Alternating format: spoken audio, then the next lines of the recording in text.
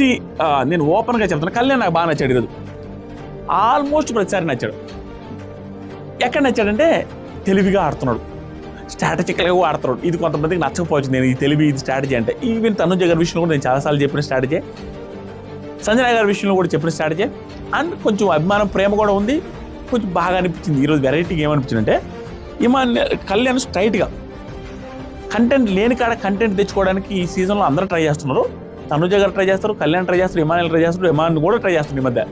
ఇక్కడ ఈరోజు కళ్యాణ్ అనిపించాడు. మాట్లాడాల్సిన దానికంటే కొంచెం ఎక్కువగా మాట్లాడడానికే, కంటెంట్ క్రియేట్ చేయడానికి కూడా ట్రై చేస్తాడు. గుడ్.